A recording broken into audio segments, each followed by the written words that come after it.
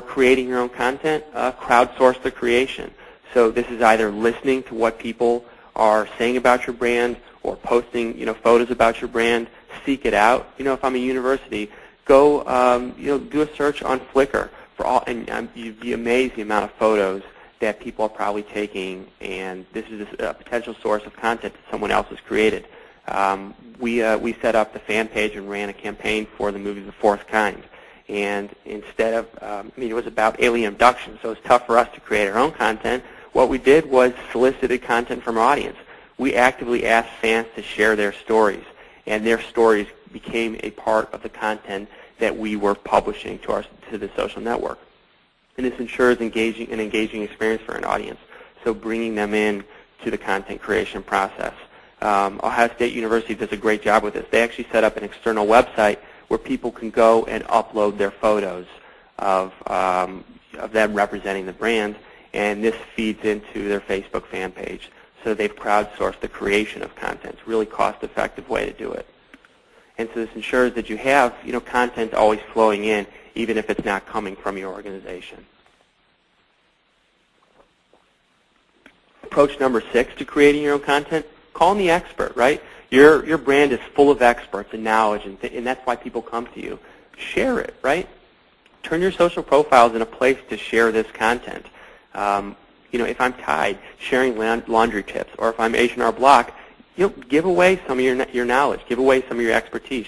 This creates trust with your brand, right? If I see H&R Block doing that, I'm more likely to trust them as a source for tax advice, right? So look within your organization for where you have experts and knowledge and create content out of this.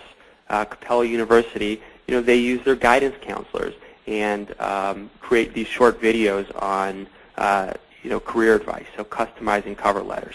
So it's about looking within your organization for experts to help you create content.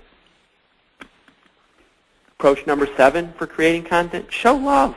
Highlight your audience, right? Look within the people that are following your brand.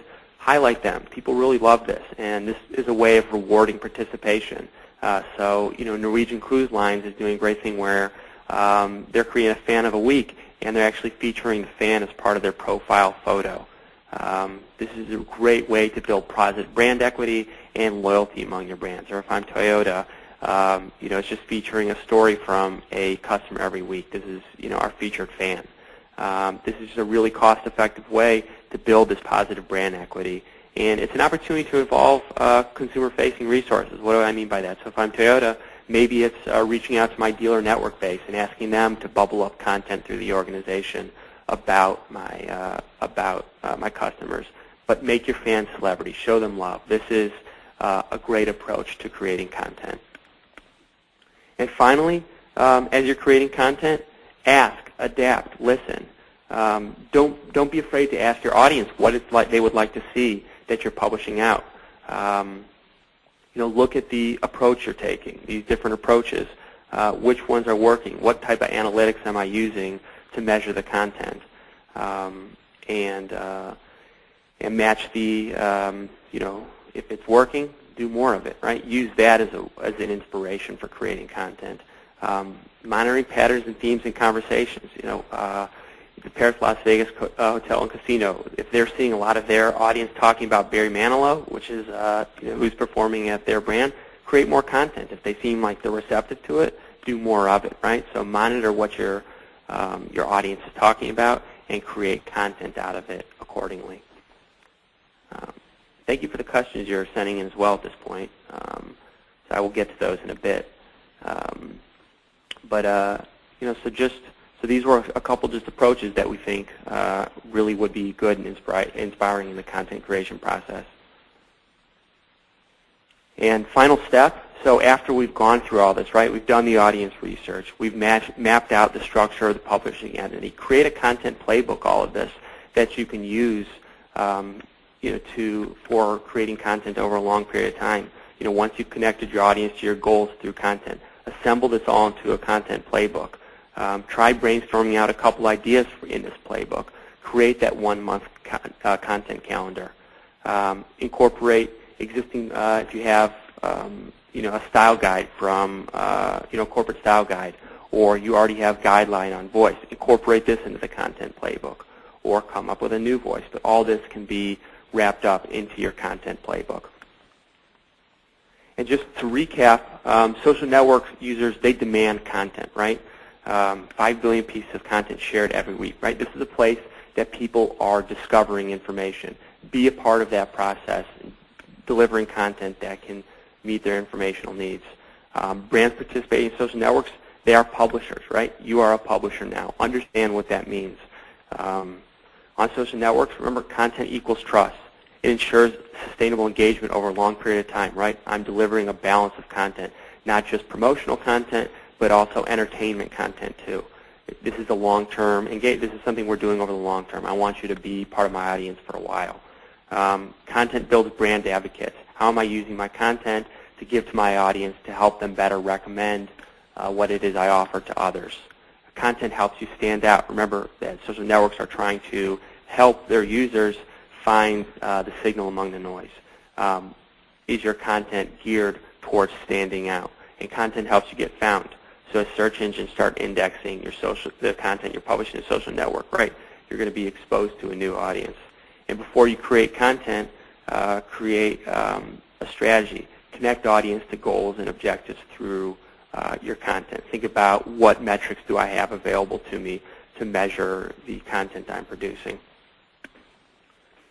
And with that, I want to go into a Q&A and see if there were any questions for everyone to answer. And I'll hand it back over to John. Thank you, Elliot. Before we get started with the Q&A, I just wanted to remind everyone that you can reach out to us via the contact information on your screen to address any questions you might have, or for more information on social media content strategies or any number of the other solutions that we have to help you create a plan and strategy, generate awareness and interest, acquire more customers and advocates, engage and involve your communities, and measure and adapt your initiatives. Also, you can follow us on Twitter at EMG The Agency for more information on upcoming webinars, news, events, and announcements from Earthbound Media Group. And also, when I send out the link to view the recorded version of the webinar, we'll have information on registering for our next webinar that's in April that's titled, Is Your Brand a Celebrity? And we'll focus on branded entertainment.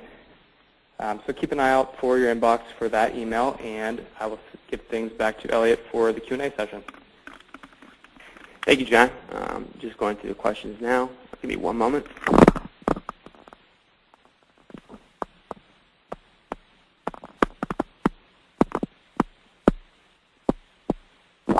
One moment. Just a lot of good questions coming in. I want to make sure that I'm writing them all down. Okay. All right. Let's get to this. This is the part I really love. Great question from Paul Kelway. How far do you spread rights to publish on Facebook page through the organization? Should all channels through the editorial point guard? This is a great question, and this comes down to mapping out the structure of your organization.